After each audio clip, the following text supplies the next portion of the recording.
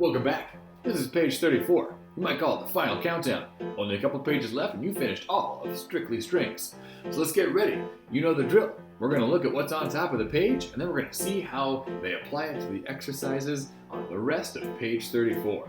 So the first thing is this. If you play violin, you get to learn your E string notes and the whole rest. Now your E string notes are open E, and then you put your first finger down for F sharp. You have a low second finger G, you have a third finger A, and a fourth finger B. Now if you've gotten used to reading patterns on the D and the A string, then doing those patterns on the E string won't be new as far as what it feels like in the left hand. All you have to pay attention to is reading new notes on the staff and getting accustomed to seeing a note head above a ledger line and remembering, that's fourth finger B. For the violas, you don't have to worry about new notes on this particular page. How nice. And the cellos, of course, the same thing. However, if you take a look over at the string basses, you also have E string notes. Now what's really exciting about that, of course, is that the E string notes are open E, first finger F sharp, and second finger G. What this allows you to do is play much, much lower, and this is the first time that we've done this as a class. Pretty exciting stuff. So those are our new notes for the violins and the violas. Now here's something for everybody. Everybody gets to use the idea of crescendo, which means to gradually get louder and louder. So that means we start soft, and then we get louder and louder as we see the triangle expanding. Now decrescendo is the opposite. You'll see it starts loud and it tapers down to something less. Decrescendo just means to get softer and softer. New dynamics. Sometimes you're really excited. Fortissimo would be the dynamic for you. That's really loud. That's a lot of energy. Or maybe you're feeling very, very soft, or the mood is very, very quiet, and you want pianissimo, which is when you see the letter P, but twice. That is more quiet than piano. And then here's the new rhythmic idea. We have a thing called a whole rest. Well, y'all just learned what a whole note was. That was a note that gets 4 beats or 4 counts. Well, the whole rest is the same idea. It still gets 4 beats, but instead of making sound, it's measuring silence. So, here's a whole rest for you. You ready? Ready, and 1, 2, 3, 4. Nice job. 4 beats of silence. Let's go ahead and take a look at these exercises and see how they apply. First thing we have here is on page 34, we're playing 2 open strings. Now, this may be a review of being able to play 2 strings at once, as well as getting people comfortable reading the high E string and the low E string, as well as reminding the violas and the cellos about their open C strings, which we haven't seen for a while. So looking at page 34, let's go ahead and play the violin and bass part. So violins and basses, you're playing open D and open G at the same time. Place your bow on the string and then roll it slightly to the other string that you're hoping to play. You want to make sure that your bow is evenly touching both strings, relax the arm weight, and then pull the bow, and you've got yourself a sound. So violins and basses, let's do you first. Ready? Page 34, number 1. 1, 2, ready, and rest, 2, 3, 4. 1, 2, 3, 4. D and A, 2, 3, 4. A and E, 2, 3, 4.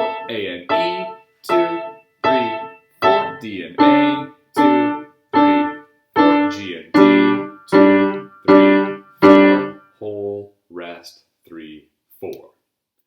Nice job. Let's do the violas and the cellos. Notice you start on your open C and G, and your whole rests are in the middle of this exercise. Here we go. Cello, viola, and ready, and go. C and G, G and D, D and A, whole, rest, 3, 4, whole, rest, 3, 4, D and A,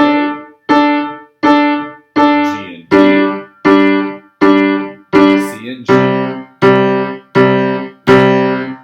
And that's it. A reminder of our extreme open strings, whether it's open C or open E, pending which instrument you play, and you get to see the whole rest in action. Nice job. Looking at number 2. This is specifically to help the violins and the basses get comfortable reading this new note. We have open E, F sharp, because of the key signature, and then we have second finger G. Now for the basses, remember, it's a big reach because everything on your instrument is a big reach. For the violins, your first finger F sharp will be touching your second finger G.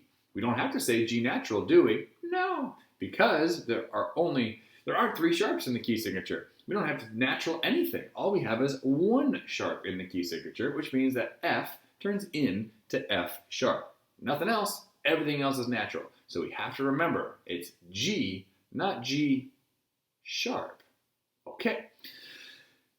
Violas and the basses, it's not the same sort of challenge for you. So this exercise, you just get to review making a good sound and playing the notes on the D string. You have first finger E, F sharp, and G, and you have your lift. Let's go ahead and say the note names for number 2, and if you feel ready, go ahead and start playing along. Ready? Here's page 34, number 2. 1, 2, here's E, E, F sharp, here's G, 2, G, here's A again, and B, lift your bow, repeat, E, and G, G, A, B. Here's the B section. E, F sharp, E, F sharp, G, G, A, B, A, G, G, E. Repeat. E, F sharp, E, F sharp, G, G, A, B, and G, G, E. Since those are new notes, are E string notes. If you're a violinist or a bassist, I would go over that more times than you even think necessary, because you need to train your brain to see that image and be like, oh, that's my first finger on the E string. You need to know exactly where those notes are without having to think about them, because you're thinking about making a nice sound and playing with the people around you and all these other things. Make sure you can read the notes. Nice job, everyone. Now take a look at page 34, number 3. This is the G major scale, which we've done, but this is in a new spot to help the violins experience what it's like to play on the E string. So let's go ahead and start by just saying the note names, and before we say the note names, let's look at the key signature. That key signature has 1 sharp in it, which means what? Every F is an F sharp. That's right, you remember, which means what else? Everything else is natural. That's right, you're all over it. Nice job. Here is the G major scale. I will say the note names. Feel free to play them in rhythm with me, say them in rhythm with me, clap them in rhythm with me. Here we are. 1, 2, ready, and G,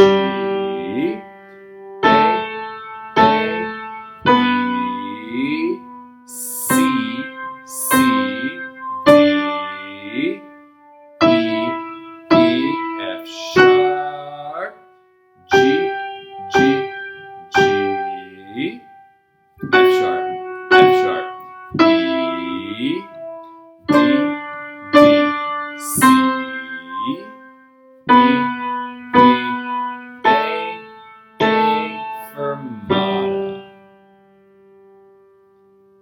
The G major scale. Now what you might want to do is stop the video, go back and play that a few times, just to make sure that you remember where those notes are on those strings, and to remember to apply the key signature. There's a chance that your hand might have played a C sharp, because your hand is used to playing a C sharp, and you have to actively think about playing a C natural for now.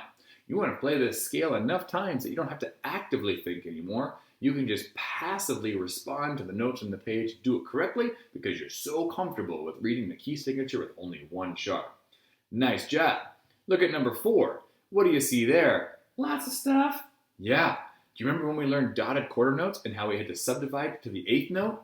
1 and 2, and 1 and 2, and Well, this exercise is dotted quarter notes over and over and over and over again. Add to that, we get to do a slurred staccato. So we're starting to add more elements from later parts of the book. Add to that we have one sharp in the key signature, which means what? Every F's an F sharp. That's right. And what else? Everything else is natural. That's right. Good for you. So that means we have to remember that it's a C natural on the A string and on any string, but specifically on the A string because we're going to be in the habit of playing C sharp on that string. And you have to remember the notes on the E string as we go to the higher ranges of our instrument. Well, that's not it. Did you notice it's not stepwise? It's leaping, it's jumping notes, it's skipping notes. We have G, G, B, B, A, C. So it's going up, down, up, down, up, down. So I can hopping up and down, skipping a step on the staircase and then coming back down. And skipping a step on the staircase and coming back down. And skipping over and over and over until you get to the very top. So here is page 34, number 4. Remember, what are you supposed to do? Whatever you can. You might need to say the note names. You might need to air bow the slurred staccato. You might need to just clap the rhythms with me a couple of times. Or maybe you feel like you're ready to do pizzicato because you want to make sure the notes are accurate.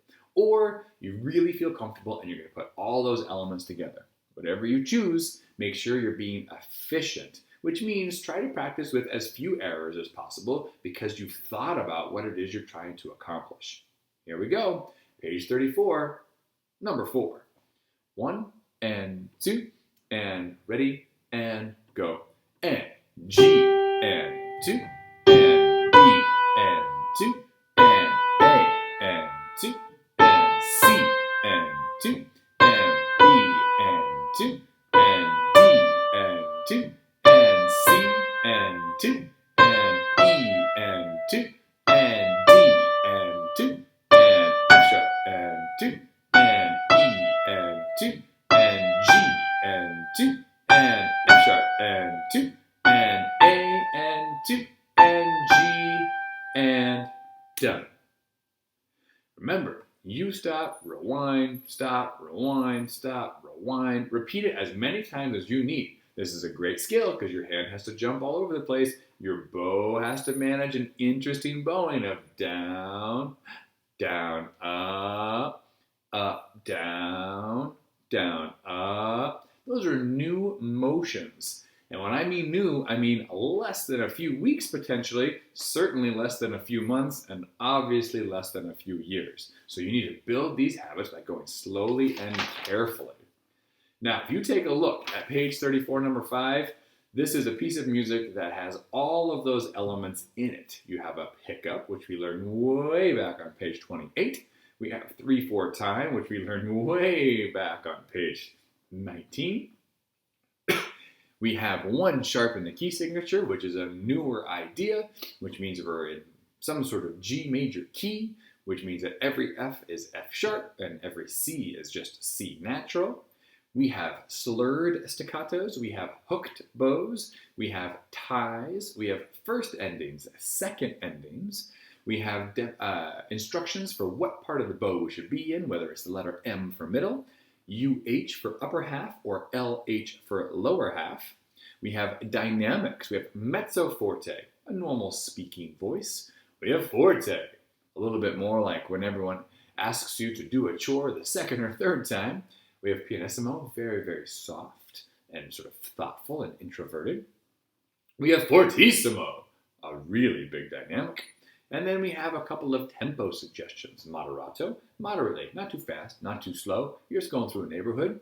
And then ritardando, which means to go slower, gradually, until we finish the piece. That's a lot of stuff to go through. So what I'm going to do is play this melody while saying the note names. Then I'm going to do it all over again, and I'll do it with the bowings, but you'll still hear the rhythm.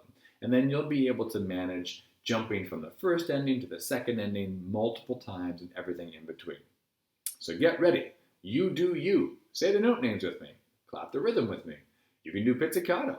You can try playing along. You could just listen to see where your eyes should be going for all those first and second endings. Whatever you choose, Probably a great choice because you're taking care of what you need to practice.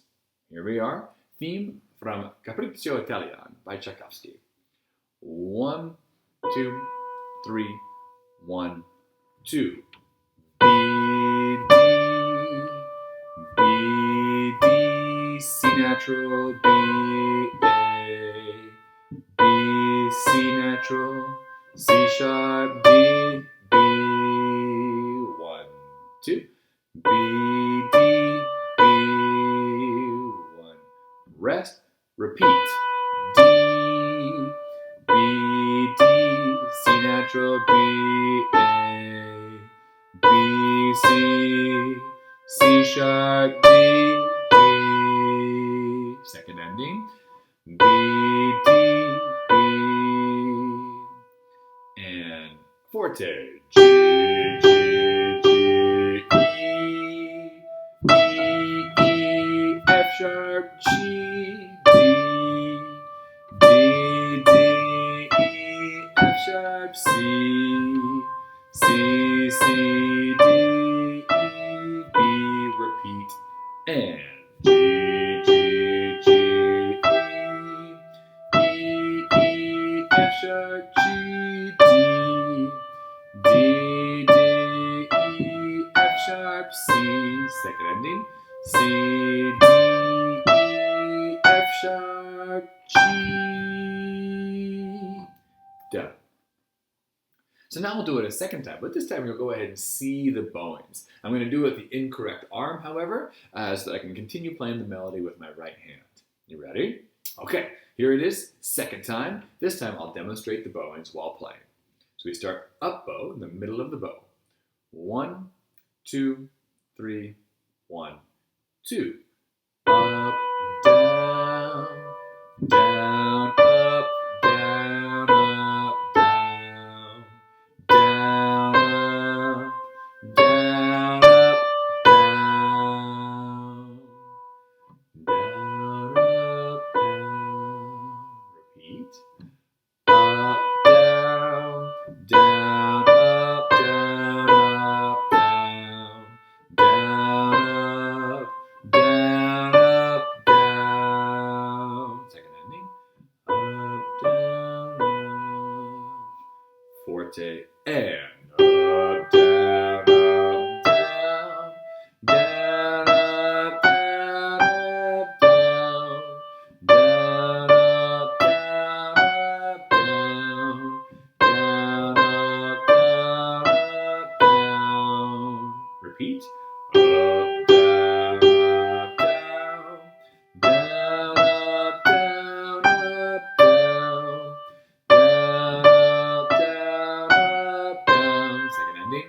Down, up, down, up, down. Ah. Now you can go ahead and rewind the video and do it as many times as necessary to help you understand all those different elements. But remember, a more efficient way to do it is to notice which things are challenging.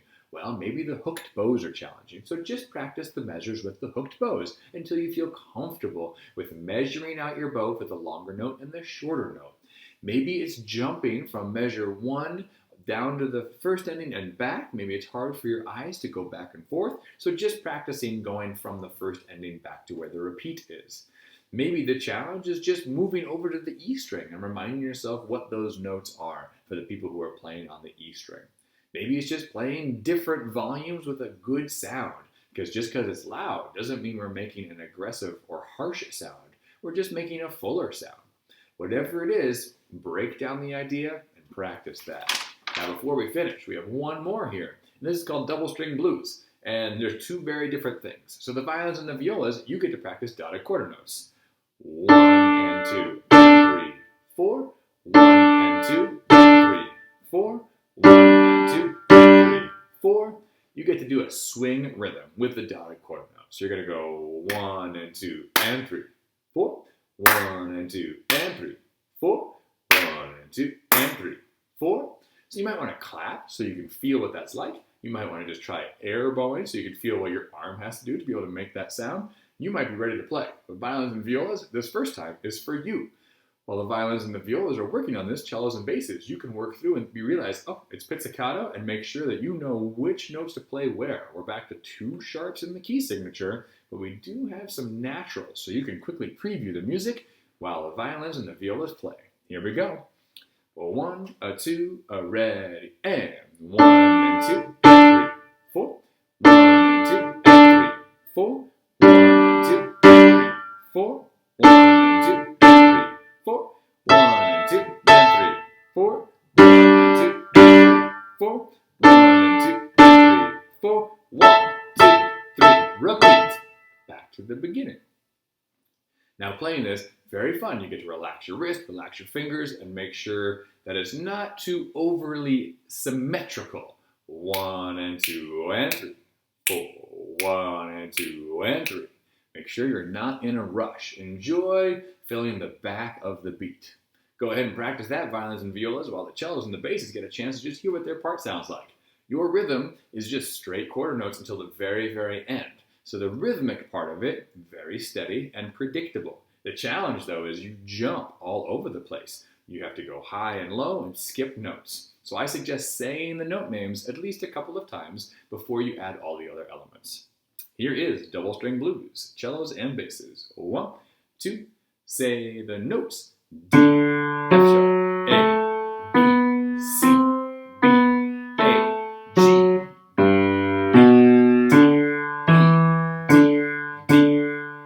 F sharp, A, E, F sharp, G, G, D, E, D, F sharp, A, B, 1 and 2, repeat, and D, F sharp, A, B, C, B, A, F sharp, G, B, D, E, D, D, A, F sharp, F sharp, G, G, D, E, D, F sharp, A, B, A, and 2, and 3, 4. And that's page 34. Nice job. Remember, none of these pages will take a total of 22 minutes of practice. You might end up taking multiple days, multiple weeks, even a month. The pace is not important. What you do is carefully practicing good habits. That's important. Make sure you're not taking any shortcuts and you think the note name, and you practice small things that aren't quite right. Figure out what the challenge is and work on it. Nice job. Thanks for practicing. And remember, when you do practice every day, by the end of the year, you will be taller.